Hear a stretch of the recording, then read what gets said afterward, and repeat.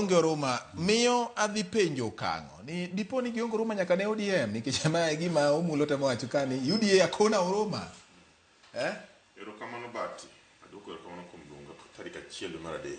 Yes. Wach ni mar atil mokwongo dweni. Yes.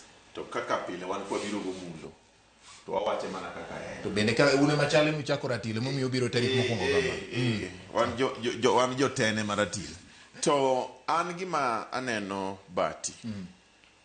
Adieri makende en ni osiepewa mani opposition ka. Kan neno results e by election moro mokwongo ma iga mokalo cha.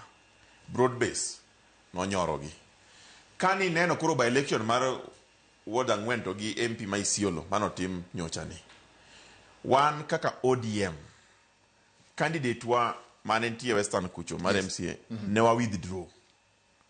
Ne wa gole. Mano ni strategy. Nuluoro UDA. No kwa luoro ne wa gole nikech wan e riwruok makende gi jo UDA mondo mi wang'e ni kumwadhi e mbele cha to chal nade. To na neno gimoro kotimore Embu Bati.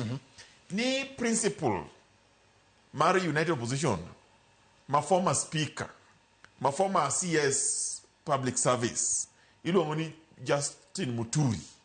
E polling station ne, kumogo e kura, no yombe. To ni kodhi Nakuru, to wacho ni one term must go Kasongo. I mean, Bati an gima kora asefwenyo kaka ng'ama nono siasa kendo ja siasa mongirore ma nono weche gi maler. Asefwenyo ni kara one term ni en mana theory. To two term ni to en practice. En practice nango nikech king'iyo kaka koro ODM gi UDA tiyo to gikiyo ni nitiere report card mosemi jopiny. Jopiny oseneno kiwuotho e gwengegi county 44 affordable housing. Okay. Seger gerore. Kiwuotho e gwengegi ineno SHA nigi challenge matin to tiyo. Kiwuotho e gwengegi tineno nyota rowere yudo pesa simu to dhi kacha to golo to chako biashara. Tiende ni kara two term to mana practice, one term to theory. Koro an kipenja onge gimora mora mabiro tamo oganda. Sana sana one oganda luo nyikwa Ramogi Juang go ne William Kura 2027. Okay. Onge gimabiro mono. Right. Onge gima dhi chamo